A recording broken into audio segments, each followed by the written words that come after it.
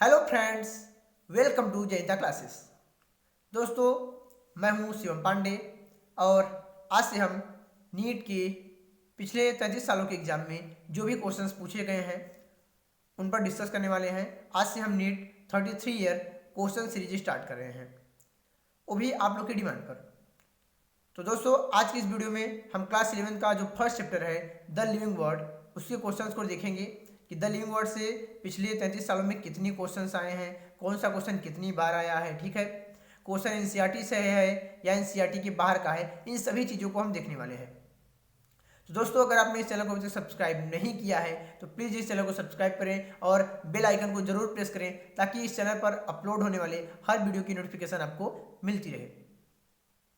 साथ ही साथ वीडियो को अंत तक देखें और ज़्यादा से ज़्यादा शेयर करें, यही आपका हमारे लिए सपोर्ट होगा। तो दोस्तों, फर्स्ट क्वेश्चन है, which one of the following aspects is an exclusive characteristic of living things. निम्नलिखित में से कौन सा लक्षण जो है वह जीवित प्राणियों का एक विशिष्ट लक्षण है। क्योंकि बहुत सारे ऐसे बच्चे होंगे जो हिंदी मीडियम से होंगे, इस वीडियो को देख रहे होंगे, तो मैं क्वेश्चंस को हिंदी में भी समझाऊंगा ताकि उन्हें भी समझ में आए। फर्स्ट ऑप्शन है, isolated metabolic reactions occur in vitro. Vitro में आप अलग से मेटाबॉलिक रिएक्शन करा सकते हो, ऐसे रिएक्शंस होते हैं। तो क्या ये एक्सक्लूसिव कैरेक्टर है लिविंग थिंग का? तो नहीं भाई, वह लिविंग रिएक्शन है, लिविंग थिंग नहीं है। अभी लिविंग थिंग का एक्सक्लूसिव कैरेक्टर नहीं है, क्योंकि अगर पता है ना, हम एक्सक्लूसिव कैरेक्टर उन्हें ही कहते हैं जिनमें कोई एक्सेप्शंस ना हो। अगर कोई एक्सेप्शंस हैं तो हम उन्हें लिविंग थिंग तो कहते हैं, लेकिन एक्सक्लूसिव कैरेक्टरिस्टिक्स नहीं कहते हैं। ऑप्शन बी है, increase in mass from inside only. जो लिविंग थिंग्स हैं उनका खास लक्षण यह है कि उनका मास केवल अंदर की तरफ से बढ़ता है। भाई, जो इंक्रीज इन मास होती है, ठीक है, जो ग्रोथ होता है, वह वहाँ पे भी एक्सेप्शन है। ठीक है, मास जो लिविंग थिंग हो गए उनका तो इनसाइड से इंक्रीज करेगा, लेकिन जो नॉन लिविंग थिंग है, जो मृत है, उन पे बाहर से परत जमने की वजह से भी मास बढ़ सकता है। इसलिए अपवाद आने होने की वजह से यह एक्सक्लूसिव कैरेक्टरिस्टिक नहीं रह गया। जैसे आप रेत का टीला देखते हो, बर्फ के पहाड़ देखते हो, बाहर से बर्फ जमती जाती है, पहाड़ बड़ा होता जाता है। ठीक है, बाहर से रेत जमती जाती है, टीला बड़ा हो जाता है। इस वजह से यह एक्सक्लूसिव कैरेक्टरिस्टिक नहीं है। ऑप्शन सी है, perception of events happening in the environment and their memory. कराए कि एनवायरनमेंट में जो भी घटनाएं हो रही हैं उन्हें महसूस करना, फिर उन्हें याद रखना। मीन्स कॉन्शियसनेस, इसका मतलब क्या है? कॉन्शियसनेस, चेतना। यह जो है यह लिविंग थिंग का एक एक्सक्लूसिव कैरेक्टर है। ऑप्शन सी यहाँ पे सही है, जो कि लिविंग थिंग का एक्सक्लूसिव कैरेक्टरिस्टिक है।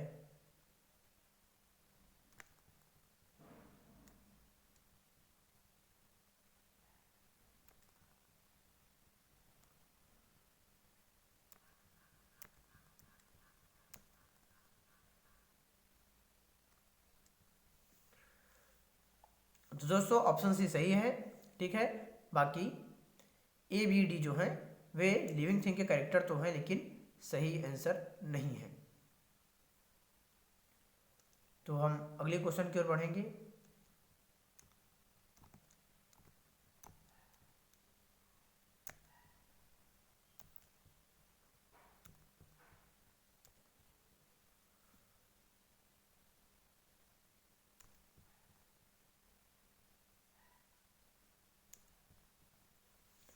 The living organisms can be unexceptionally distinguished from the non-living things on the basis of their ability for।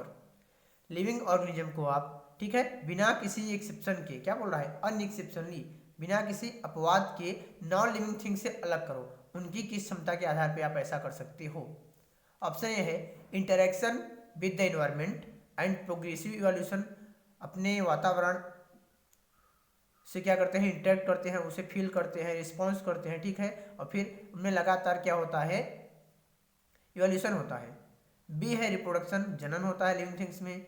सी है, ग्रोथ एंड मूवमेंट, वृद्धि होती है, गति होती है। एंड डी है, रिस्पॉन्सिवनेस टू टच। तो भाई यहाँ पे करेक्ट आंसर होगा ऑप्शन डी। ठीक है, यहाँ पे कोई एक्सेप्शन नहीं है, यहाँ पर कोई एक्सेप्शन नहीं है। ठीक है, ऑप्शन डी क्या है? सही है, रिस्पॉन्सिवनेस टू टच। ठीक है, आप अगर किसी को छूते हो, ठीक है, तो सामने वाला महसूस करता है, या कोई भी चीज़ आपसे टच हो जाती है तो आप उसे महसूस कर पाते हो, ठीक है। फॉर एग्जाम्पल, उदाहरण के लिए आपने गर्म तवे को छू लिया, ठीक है, तो तुरंत हम उसे महसूस कर पाते हैं, अपने हाथ को दूर ले जाते हैं तवे से ताकि हाथ हमारा जले ना। ये क्या है? ऐसा लक्षण है जो कि स्टिमुलस जो है, ठीक है, स्टिमुलस और रिस्पॉन्स क्या है, लिविंग थिंग का एक ऐसा लक्षण है जिसमें कोई एक्सेप्शन नहीं है, क्योंकि आप जानते हैं लिविंग थिंग के जो मेन लक्षण है, ग्रोथ है, ठीक है, मूवमेंट है, रिप्रोडक्शन है, मेटाबॉलिज्म है, कॉन्शियसनेस है, सेलुलर ऑर्गेनाइजेशन है। तो भाई ग्रोथ और रिप्रोडक्शन में क्या है, एक्सेप्शन है, मेटाबॉलिज्म में नहीं है। थोड़ा सा वहाँ भी विट्रो वाली कहानी आ जाती है, बट उसे हम बिना एक्सेप्शन वाला ही मानते हैं। बाकी सेलुलर ऑर्गेनाइजेशन, कोशिकीय संगठन, वो भी क्या है, एक जीवित प्राणी का बिना एक्सेप्शन वाला लक्षण है। अगर कोई लिविंग है तो उसमें सेलुलर ऑर्गेनाइजेशन जरूर होगा। स्टिमुलाई जो है, ठीक है, वो भी क्या है आपका बिना एक्सेप्शन वाला लक्षण है। कॉन्शियसनेस बिना एक्सेप्शन वाला लक्षण है। तो करेक्ट आंसर है ऑप्शन डी।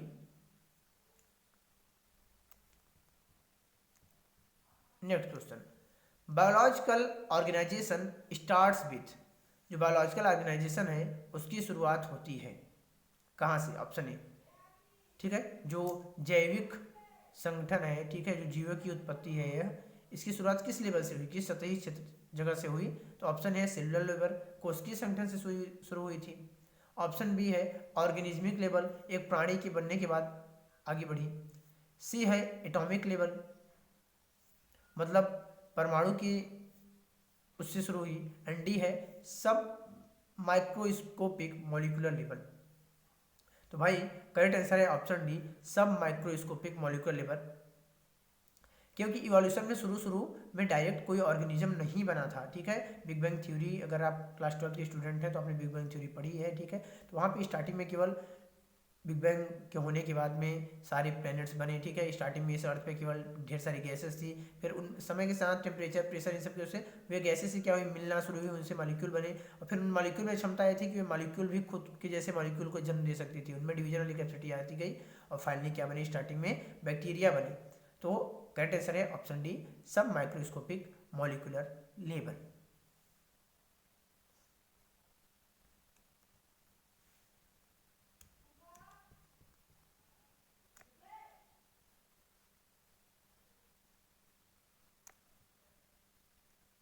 ऑप्शन डी का आंसर आपने देख लिया, क्वेश्चन का आंसर ऑप्शन डी था।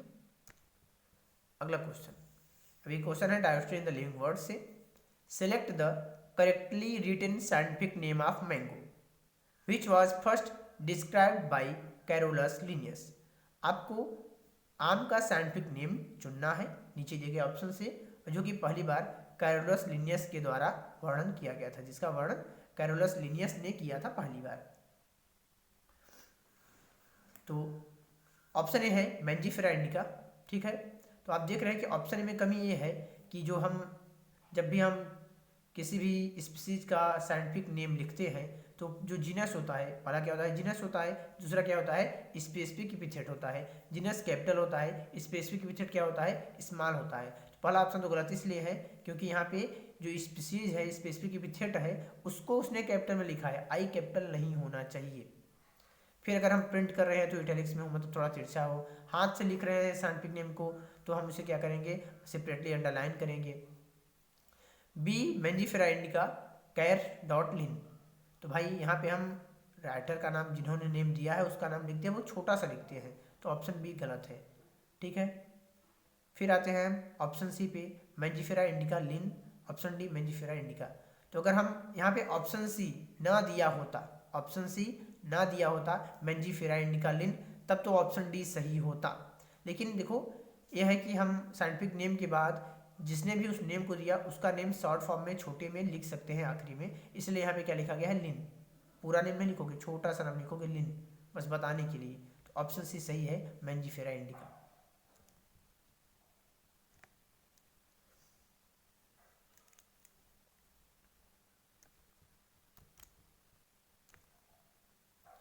Next question, which of the following is against the rules of ICBN। ICBN के नियम के विरुद्ध कौन सा है? ICBN का फुल फॉर्म होता है international code of botanical nomenclature. Plant की नेमिंग करने के लिए एक ग्रुप है, ठीक है, जिसको बोलते हैं ICBN, international code of botanical nomenclature. वैसे ही एनिमल्स का नेमिंग करने के लिए है ICZN, international code of zoological nomenclature.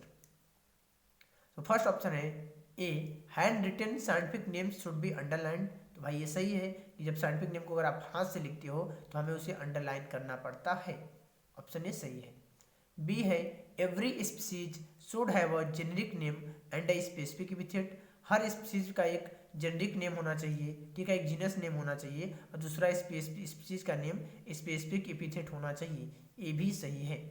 Option C है scientific names are in Latin and should be italicised. Scientific name हमेशा लैटिन में होना चाहिए और उसे हमेशा तिरछा लिखना पड़ेगा।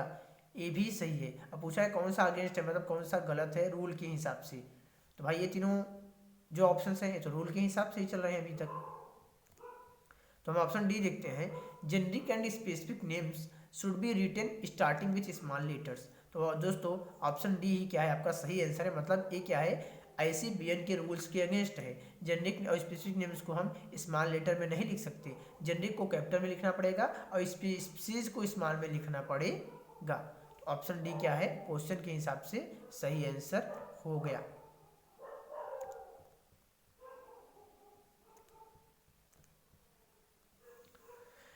नेक्स्ट क्वेश्चन देखते हैं दोस्तों। क्वेश्चन ये है आपका, nomenclature is govern by certain universal rules. Nomenclature जो है, नेमिंग जो होता है किसी भी ऑर्गेनिज्म का, वह कुछ निश्चित नियमों के हिसाब से होता है। Which one of the following is contrary to the rules of nomenclature. Contrary मतलब होता है विपरीत, कौन सा विरोध में है। यहाँ पे कौन सी बात क्या है, नॉमेनक्लेचर के रूल के विरोध में है।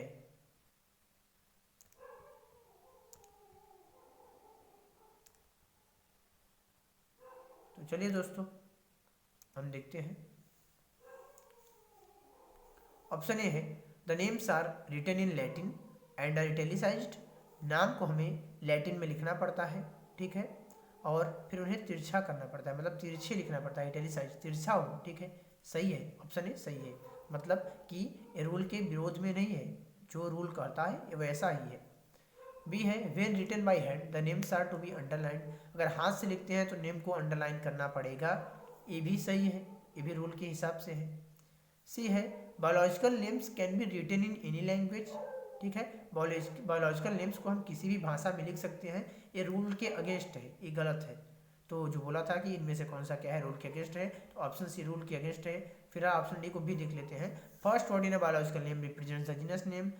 किसी भी जैविक नाम में, बायोलॉजिकल नेम में, ठीक है, जो पहला अक्षर होता है जीनस का होता है, दूसरा स्पेसिफिक एपिथेट होता है, स्पीसीज का होता है। ये भी सही है। ऑप्शन सी क्या है, क्वेश्चन के हिसाब से सही है, और बाकी रूल के हिसाब से बाकी ए बी डी सही है।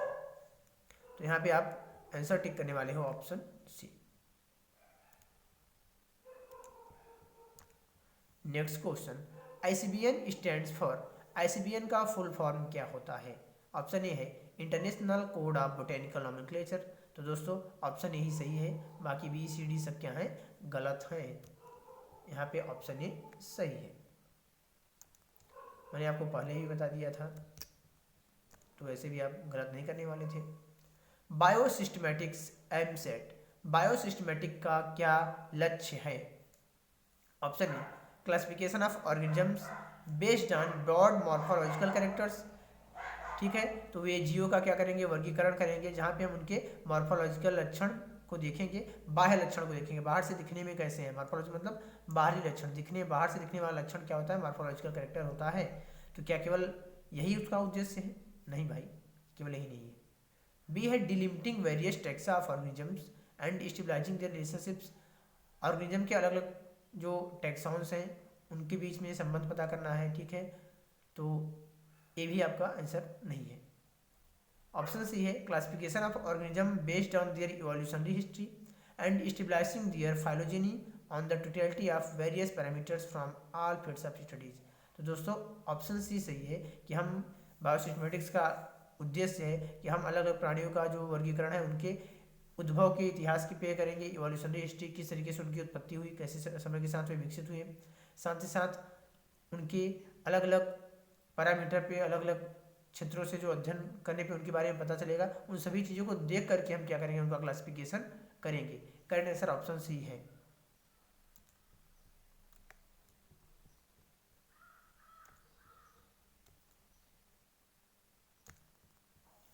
नेक्स्ट क्वेश्चन है द बुक, देखिए 1999 का है।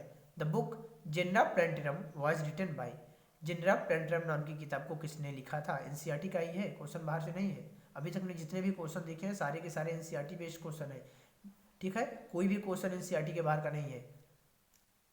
ऑप्शन ए है एंगलर एंड प्रेंटल, बी है बेंथम एंड हुकर, सी है बेसी एंड डी है हचिंसन। तो करेक्ट आंसर है option B Bentham and Hooker. Genera प्लेंटरम नाम की किताब को बेंथम एंड हुकर ने लिखा था। अगर आपको याद रहेगा ये, ठीक है, तब तो आप एकदम बिल्कुल सही करके आओगे, अदरवाइज तो आप गलती कर ही सकते हो। इसलिए जब बुक्स का नेम हो, उसके राइटर कौन थे, ये आपको याद रहना चाहिए, ईयर कौन सा था याद रहना चाहिए, डायरेक्टली एग्जाम में क्वेश्चन आ जाता है, ठीक है। अगर ये क्वेश्चन आपको पता है तो आप चुटकी में, ठीक है, केवल कुछ सेकंड में आंसर देके आगे बढ़ जाओगे, आपका समय बच जाएगा। क्योंकि नीट के एग्जाम में आपको स्पीड चाहिए, स्पीड, और उसके लिए आप कितना फास्ट क्वेश्चन कर पाते हो। वैसे भी जानते हो कि आप जो अपना समय बचा सकते हो वह बायो में ही बचा सकते हो। बायो के ही आप 90 क्वेश्चंस को अगर 40-45 मिनट्स में कर लोगे तो यहाँ से जो एक्स्ट्रा टाइम मिलेगा आपको केमिस्ट्री और फिजिक्स में काम आएगी। क्योंकि अगर बायोलॉजी के स्टूडेंट हो तो श्योर बात है कि बायोलॉजी वालों की केमिस्ट्री और फिजिक्स वीक ही होती है। वैसे भी हमारे चैनल पर फिजिक्स और केमिस्ट्री के लगातार क्वेश्चंस की वीडियो प्रोवाइड किए जा रहे हैं, ठीक है। जो आपके टीचर हैं शुभम सर, वे लगातार फिजिक्स केमिस्ट्री की वीडियो बना रहे हैं, तो प्लीज़ आप ज़्यादा से ज़्यादा वीडियो देखिए। और ऐसा नहीं कि केमिस्ट्री और फिजिक्स में इतनी भी टफ है कि आपसे नहीं बनेगी, प्रैक्टिस करने से सब कुछ बनती है। प्रैक्टिस मेक्स मैन परफेक्ट, आप सभी जानते हो। Linnaeus is credited with, Linnaeus को किस चीज़ का हो जाता है, ठीक है, क्रेडिट जाता है, किस चीज़ के लिए उन्हें हम रिस्पॉन्सिबल मानते हैं कि उनकी वजह से आज हमारे पास है। तो ऑप्शन है बायनॉमियल नोमेनक्लेचर, बी है theory of biogenesis, binomial nomenclature मतलब होता है द्विपदनाम पद्धति, बायोजेनेसिस की जो सिद्धांत है उसके लिए, ठीक है, माइक्रोस्कोप की खोज के लिए, और डी है ब्लड सर्कुलेशन की खोज करने के लिए। तो दोस्तों करेक्ट आंसर है ऑप्शन ए बायनॉमियल नोमेनक्लेचर। लीनियस ने बायनॉमियल नोमेनक्लेचर दिया था। मैं एक बार टिक इसलिए कर दे रहा हूँ ताकि बहुत सारे बच्चों की डिमांड रहती है सर टिक नहीं है, तो आप अगर नहीं भी साउंड सुनना चाहोगे तो उसको म्यूट करके आप केवल आंसर देख सकते हो वीडियो की स्पीड बढ़ा के। Linnaeus evolved a system of nomenclature called, Linnaeus ने नोमेनक्लेचर, ठीक है, नाम देने का एक तरीका निकाला, उसको क्या कहा जाता है? Option A monomial, option B vernacular, option C binomial and option D polynomial. तो दोस्तों करेक्ट आंसर है option C binomial. Correct answer क्या है? Option C binomial. लीनियस ने जो सिस्टम दिया उसे हम बाइनोमियल कहते हैं। तो करेक्ट आंसर हो गया यहाँ पे ऑप्शन सी, ठीक है, ऑप्शन सी आपका करेक्ट आंसर है।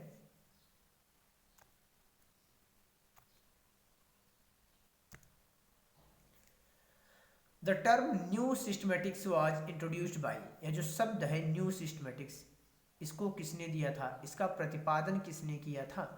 Option A Bentham and Hooker, option B Linnaeus, option C Julian Huxley and option D A P de Candolle. तो दोस्तों करेक्ट आंसर है ऑप्शन सी जूलियन हक्सले।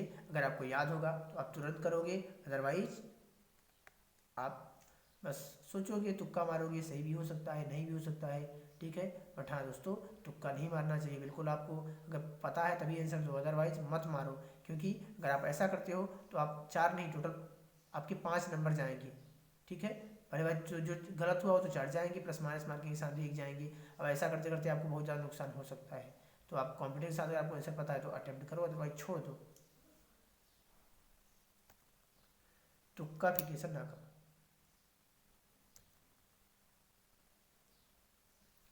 तो दोस्तों अगला क्वेश्चन है टेक्सोनॉमिक कैटेगरीज से। Match column first with column second, स्तंभ 1 को स्तंभ 2 से मिलाइए। For house fly classification and select the correct option using the codes given below, ठीक है। हाउस फ्लाई का वर्गीकरण करना है तो आपको हाउस फ्लाई के सारे जो अलग अलग टैक्सॉन्स हैं उनका आपको कॉलम मैच करना है। पहला है option a family, house fly किस फैमिली से आती है? तो दोस्तों जो हाउस फ्लाई है वह फैमिली मस्टिडी से आती है, मस्टिडी, ठीक है। फिर हाउस फ्लाई का ऑर्डर क्या है? तो दोस्तों हाउस फ्लाई का ऑर्डर है डिप्टेरा। फिर हाउस फ्लाई का क्लास क्या है? क्लास है इंसेक्टा। और हाउस फ्लाई का फाइलम क्या है? आर्थ्रोपोडा। तो देख लीजिए कौन सा आंसर सही है। ठीक है, ए का हो गया थर्ड, बी का हो गया फर्स्ट, सी का हो गया फोर्थ और डी का हो गया सेकेंड। ऑप्शन ए यहाँ पे सही है।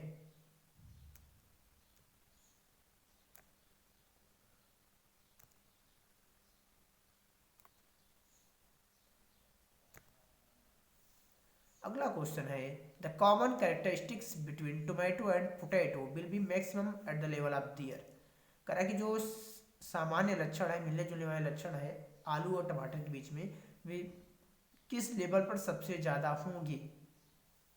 ऑप्शन ए है फैमिली, ऑप्शन बी है ऑर्डर, ऑप्शन सी है डिवीजन एंड ऑप्शन डी है जीनस। तो दोस्तों करेक्ट आंसर है ऑप्शन ए फैमिली, क्योंकि पोटैटो टोमेटो दोनों एक ही फैमिली सोलेनेसी में आते हैं। यह क्वेश्चन कर्नाटक नीट 2013 में पूछा गया था। हम प्रीवियस ईयर क्वेश्चंस को ही देख रहे हैं इस समय पे।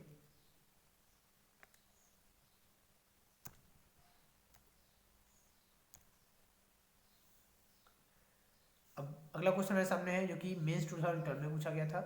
विच one of the following organism is scientifically correctly named? इनमें से किस प्राणी का नाम साइंटिफिकली एकदम सही दिया गया है, सही सही प्रिंटिंग हुआ है इंटरनेशनल रूल के हिसाब से, और सही से उसके बारे में बताया भी गया है? ऑप्शन है मस्का डोमेस्टिका। ठीक है, साइंटिफिक नेम तो ठीक है सब कुछ। इसका कॉमन नेम बोल रहे हैं कि एक कॉमन हाउस लिजर्ड है, एक रेप्टाइल है। गलत भाई, मस्का डोमेस्टिका कॉमन हाउस लिजर्ड नहीं है, हाउस फ्लाई है, मक्खी है जो कि हमारे घरों में आती जाती है। तो ये गलत। बी है प्लाज्मोडियम फाल्सिपेरम, नेमिंग सही हुआ है। ठीक है, प्रिंटिंग भी सही हुआ है। अब protozoan pathogen causing the most serious type of malaria, ये तो सही है, एक प्रोटोजोआ है। ठीक है, पैथोजन है, हमें बीमार करता है और इसकी वजह से सबसे खतरनाक प्रकार का मलेरिया होता है। ठीक है, मलेरिया जिसको आप पीएफ बोलते हो, मलेरिया पीएफ। तो ये आंसर सही है। बाकी सी भी देखते हैं। फिलिस टाइग्रिस इंडियन टाइगर है, वेल प्रोटेक्टेड इन गिर फॉरेस्ट। ठीक है, तो ए गलत है, गिर फॉरेस्ट में लायन होता है, टाइगर नहीं होता है। Escherichia coli, E coli full name Endamoeba coli, गलत है, इसीरिया कोलाई होता है। Commonly occurring in bacterium in human intestine में यह कॉमनली अकर नहीं करता है, वो तुम्हारा एंडमीबा हिस्टोलाइटिका होता है। करेक्ट आंसर है ऑप्शन बी। अगले क्वेश्चन का रुख करते हैं। विच one of the following animals is correctly matched with its particular taxonomy category?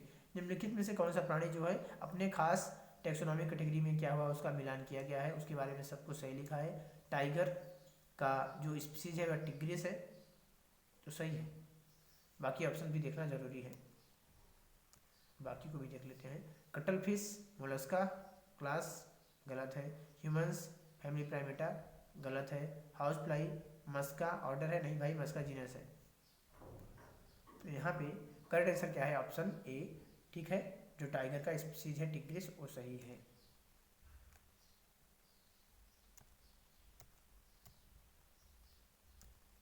चलिए दोस्तों नेक्स्ट क्वेश्चन देखते हैं। Species are considered as, species को हम क्या मानते हैं? ठीक है, उन्हें क्या हम मानते हैं, कंसीडर करते हैं? ये 2003 में क्वेश्चन आया था। ठीक है, ऑप्शन ए है real basic units of classification, classification की वास्तविक जो है आधारभूत इकाई है। तो ऑप्शन यही सही है, क्योंकि स्पीसीज ही एग्जिस्ट करती है। स्पीसीज क्या है? रियल होती है, वही एग्जिस्ट करती है। बाकी सबको तो हम खुद से सोच के बना देते हैं। तो स्पीसीज जो है वह सही है, ऑप्शन यही सही है, बाकी सब गलत है।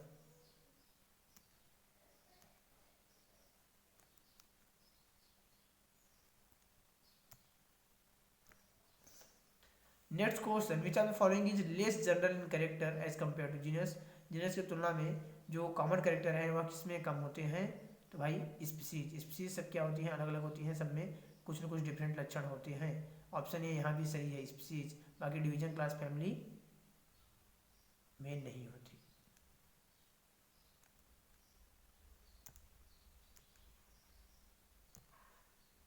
Next question, tax on is a unit of a group of. Tax on इकाई है एक समूह का, किसका? ऑर्डर के एक समूह का, टेक्सोनॉमी के एक समूह का, ठीक है, स्पीसीज के एक समूह का, या जीन्स के एक समूह का? तो भाई टेक्सॉन जो है यूनिट है, ठीक है, इकाई है टेक्सोनॉमी के एक समूह का। ऑप्शन बी क्या है, सही है। 1996 का क्वेश्चन है। अगला देखते हैं, sequence of taxonomic categories. Taxonomic categories का सीक्वेंस क्या है? ऑप्शन ए, हम सामने से पढ़ के पीछे से पढ़ेंगे, स्पीशीज, जीनस, फैमिली, ऑर्डर। ठीक है, ऑर्डर के बाद क्लास आना चाहिए। ठीक है, तो इन्होंने क्या रखा है, ट्राइब रखा है, फिर फाइलम रखा है, फिर क्लास। ऑप्शन ए तो गलत है भाई। बी की बात करते हैं, स्पीशीज, जीनस, ऑर्डर। ऑर्डर की बात, अब देखिए इन्होंने ऑर्डर रख दिया, स्पीशीज, जीनस, तब फैमिली, फिर ऑर्डर। स्पीशीज, जीनस, फैमिली, फिर ऑर्डर आना चाहिए था। ऑर्डर को पहले रखा, फिर ट्राइब रखा, फिर फैमिली रखा। ऑप्शन बी भी गलत है। सी को देखते हैं, species, genus, tribe, family, order, class, division. Option C सही है। ट्राइब क्या है, मतलब जीनस से थोड़ा सा ऊपर उठ के, ठीक है, लेकिन फैमिली से छोटा होता है। ऑप्शन सी क्या है, सही है, बाकी गलत है।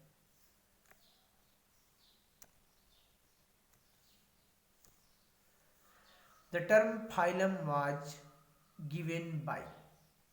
ये जो फाइलम शब्द है इसको किसने दिया था? ऑप्शन ए है Cuvier, option B Haeckel, option C Theophrastus, option D Linnaeus. तो दोस्तों करेक्ट आंसर है ऑप्शन बी हैकेल। जो फाइलम शब्द है वह हैकेल ने दिया था।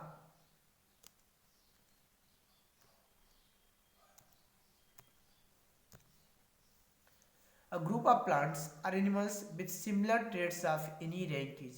प्लांट एनिमल का एक समूह, ठीक है, जिनमें समान लक्षण हो लेकिन वह रैंक किसी भी रैंक का हो। ठीक है, जब वो किसी भी रैंक का होता है तो उसे टैक्सॉन कहते हैं। ऑप्शन ए स्पीशीज दिया है, बी जीनस दिया है, सी ऑर्डर दिया है, डी टैक्सॉन दिया है। करेक्ट आंसर है ऑप्शन डी टैक्सॉन। देखिए 1992 और 1991 दोनों सालों में पूछा गया क्वेश्चन है। टैक्सॉनिज फिर से पूछ लिया, टैक्सॉन क्या है, बार बार पूछ रहा है भाई। कितना इंपॉर्टेंट क्वेश्चन है, समझ लो, भूलना ना है। टैक्सॉनिज, टैक्सॉन क्या है? A group of related families, ठीक है, संबंधित फैमिलीज का एक समूह है। A group of related species, संबंधित स्पीसीज का एक समूह है। A type of living organism, एक प्रकार का जीवित प्राणी है। या option D, a taxonomic group of any ranking, एक टैक्सोनॉमिक ग्रुप है जो कि किसी भी रैंक का हो सकता है। तो ऑप्शन डी सही है। ये भी 1992 और 1990 पूछा गया है, देख लीजिए कितना इंपॉर्टेंट है। Basic unit are smallest taxon of taxonomy या क्लासिफिकेशन इज। करा कि टैक्सोनॉमी का या क्लासिफिकेशन की जो सबसे छोटी आधारभूत इकाई है उसे क्या कहते हैं? ऑप्शन ए है species, option B kingdom, option C family and option D variety. Correct answer है ऑप्शन ए स्पीसीज। स्पीसीज होती है और क्लासिफिकेशन या टैक्सोनॉमी की बेसिक यूनिट होती है।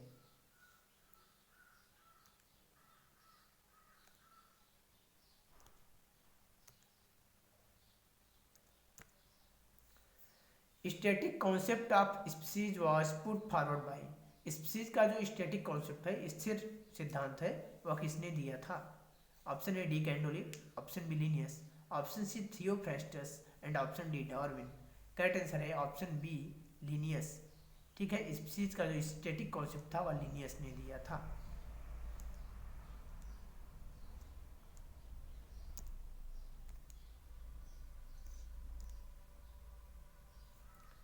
चलिए यहाँ पे देखते हैं, match the column, match the items given in column first. Column first में दिए गए आइटम्स को कॉलम सेकेंड से मिलाइए और बताइए कौन सा ऑप्शन सही है। हर्बेरियम, भाई it is a place where dried and paste plant specimens mounted on the sheet are kept. यह वह जगह होती है जहाँ पे हम सूखे और प्रेस किए हुए प्लांट के स्पेसिमेन को लेते हैं, एक पेपर में चिपका के रखते हैं। तो ए का क्या हो गया, थर्ड हो गया। तो आप मिलाइए। की, ठीक है, की क्या है? अब बुकलेट है जिसमें A booklet containing a list of characters and their alternates which are helpful in identification of various taxa। एक बुकलेट होती है जहाँ पे लक्षणों की एक सूची होती है और उनका अल्टरनेट, उनका उल्टा भी होता है, ताकि आप ये पता कर पाओ कि इनमें से कौन सा लक्षण मुझे ले जाता है आगे। ठीक है, मतलब बहुत सारे की में दो दो होते हैं, ठीक है, उन्हें लीड से बोलते हैं और एक सही होता है दूसरा गलत होता है। इस तरीके से आप आगे बढ़ते हो। तो ऑप्शन 4 सही है बी के लिए। सी क्या है? म्यूजियम है। It is a place having a collection of preserve plants and animals. यह वो स्थान है जहाँ पे हम प्रिजर्व, ठीक है, मतलब मरे हुए प्लांट एनिमल्स की डेड बॉडी को प्रिजर्व करके बचा के रखते हैं दिखाने के लिए। देखो ऐसा ही दिखता था। ऑप्शन सी का हो गया ए और डी का हो गया सेकेंड। अ लिस्ट दैट मतलब कैटलॉग का है list that enumerates methodically all the species found in an area with brief description identification। Catalogue में क्या होता है, हर प्राणी के बारे में थोड़ा थोड़ा जानकारी दिया रहता है, ठीक है। तो आंसर कौन सा हो जा रहा है, ए का तीसरा, बी का चौथा, सी का पहला और डी का दूसरा। ऑप्शन डी सही है।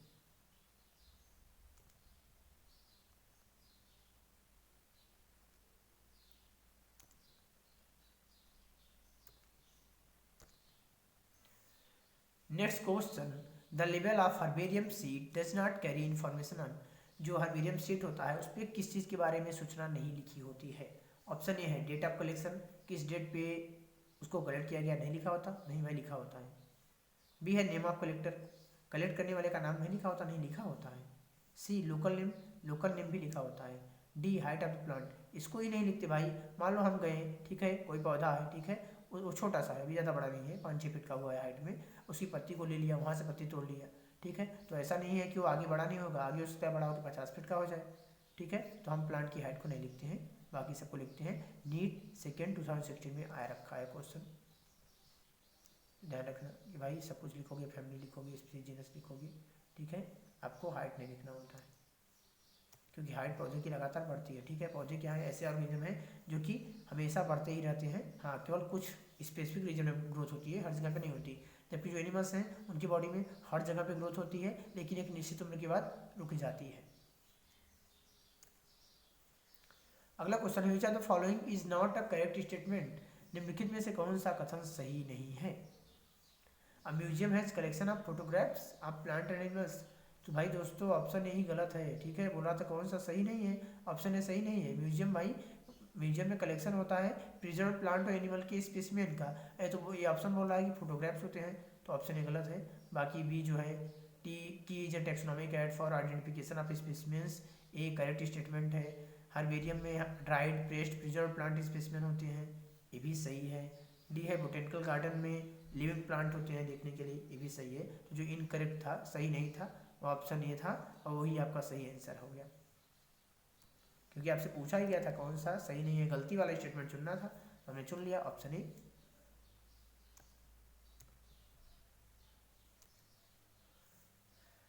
नेक्स्ट क्वेश्चन है, one of the most important functions of botanical garden is that.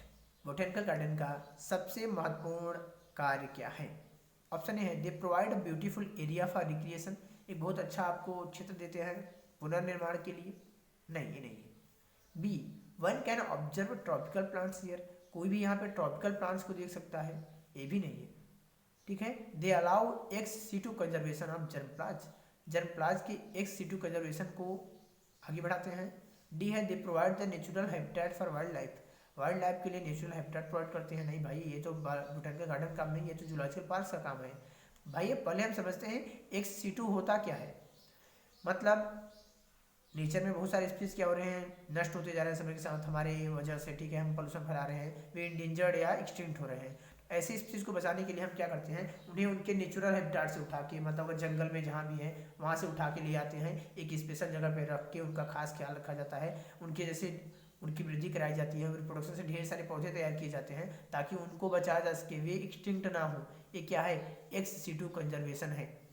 फिर तब भाई एक्स सीटू जान लिया, तो इन सीटू क्या होता है। मान लो कोई एनिमल है, तो हम क्या करेंगे, जंगल में जहाँ पे रह रहा था वहीं पे उसकी सुरक्षा की व्यवस्था करेंगे, मतलब शिकारियों से मारे जाने से बचा लेंगे उसको, ठीक है। या कोई प्लांट है तो वहाँ पे जो पेड़ काटने वाले होते हैं उनके लिए बैन कर देंगे इलाका, सिक्योरिटी लगाएंगे, कोई वहाँ जाएगा नहीं, ठीक है, उसको इस पेड़ को काटेगा नहीं, क्योंकि काटने की वजह से क्या हो रहा है, खत्म हो रहा है इस पृथ्वी से। तो जब हम उसके जंगल में, उसके नेचुरल हैबिटेट में ही उसकी सुरक्षा करते हैं तो इन सीटू कंजर्वेशन होता है। लेकिन जब नेचुरल हैबिटेट से उठा के ले आते हैं, किसी खास जगह पे रख के उसकी सुरक्षा करते हैं, ठीक है, उसको आगे बढ़ाते हैं, तो वह एक्स सीटू कंजर्वेशन होता है। तो बोटेनिकल जो गार्डन है ये क्या है, एक्स सीटू कंजर्वेशन के ही एग्जाम्पल है। यहाँ पे हम प्लांट को एक्स सीटू कंजर्वेशन में ले आके रखते हैं। 2005 में पूछा गया था, बहुत ही इंपॉर्टेंट क्वेश्चन है। अब आई थिंक आपको एक्स सीटू इन सीटू में अंतर पता हो गया। मतलब ex situ क्या है, जब नेचुरल हैबिटाट से बाहर लेके आओगे, नेचुरल हैबिटाट से बाहर ले आके उसकी सुरक्षा करोगे, ex situ कंजर्वेशन है। नेचुरल हैबिटाट में रख करके ही सुरक्षा कर दोगे तो क्या है, इन सिटू कंजर्वेशन है। ये जो देखते हो आप वाइल्ड लाइफ सेंचुरीज हैं, बर्ड सेंचुरीज हैं, ये क्या है, इन सिटू कंजर्वेशन है। क्या है, इन सिटू। लेकिन बोटेनिकल गार्डन क्या है, ex situ कंजर्वेशन है। जूलॉजिकल पार्क क्या है, ex situ कंजर्वेशन है। मतलब जूलॉजिकल पार्क हम खुद से बनाते हैं, एकदम जंगल जैसा माहौल क्रिएट करते हैं, फिर वहाँ पे एनिमल को रखते हैं उसकी सुरक्षा के लिए, तो क्या है, ex situ कंजर्वेशन है। ये 2005 में आया था। दोस्तों अभी तक नीट 33 ईयर में लिविंग वर्ड से मात्र 29 क्वेश्चन पूछे गए हैं। ठीक है, मतलब आप कह सकते हो कि एक क्वेश्चन तो पूछ ही लिया जाता है हर साल। अब छोटा चैप्टर भी है, कितना क्वेश्चन पूछ लेगा। बाकी इस जो यूनिट के लिविंग वर्ड के वो जो डाइवर्सिटी यूनिट है आपकी, मतलब प्लांट किंगडम है, बायोलॉजिकल क्लासिफिकेशन है, एनिमल किंगडम है, वहाँ से क्वेश्चंस आते हैं। इस यूनिट से कुल मिला के 8 से 10 क्वेश्चंस आते हैं, कभी कभी एक ज़्यादा भी हो जाता है। ठीक है, तो अगर आपने अभी तक इस वीडियो को शेयर नहीं किया, वीडियो पूरा देखा, तो प्लीज़ आपको अगर अच्छा लगा है तो इसको शेयर कर दीजिए, लाइक करिए, कमेंट करिए, बताइए और आपकी क्या मदद कर सकते हैं हम। ठीक है, अभी क्वेश्चन सीरीज स्टार्ट हुआ है तो एकदम आपको पूरा कंप्लीट करा ही दिया जाएगा। थैंक्स फॉर वॉचिंग, फिर मिलते हुए हैं अगली वीडियो में, तब तक के लिए गुड बाय दोस्तों।